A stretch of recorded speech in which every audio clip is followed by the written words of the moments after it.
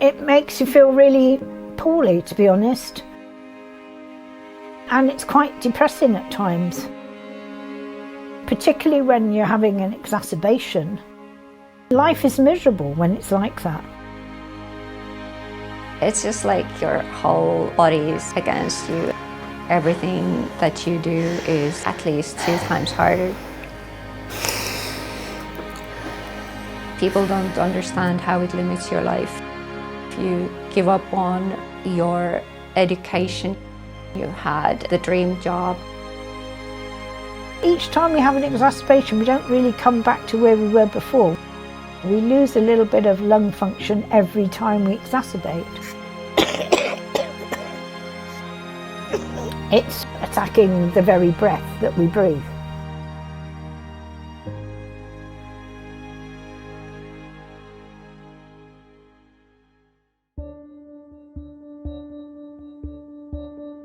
My name is Elina and I am 33 years old.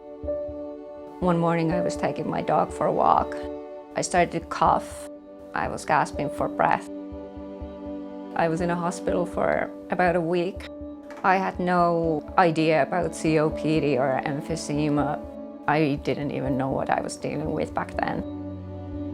I wanted to be a car mechanic. I really enjoyed working around cars, but I can't do them anymore. I felt so alone. I'm Pauline Masters. I'm 73 years old. The GP I saw in the practice that day gave me an inhaler and didn't give me any other information.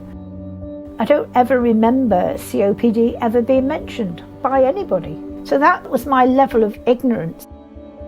I remember looking it up and seeing that life expectancy of somebody with COPD from diagnosis to death was something like 12 years. That really shook me rigid because I was young. There's quite a lot of ignorance generally in the public. Maybe they don't think anything can be done about it.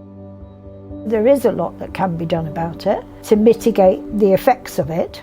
I think services are still thin on the ground for us. People suffer from it in silence, and that needs to change. When you hear heart disease and cancer mentioned in the media, respiratory conditions are never mentioned alongside, and therefore it gets pushed to the bottom of the pile.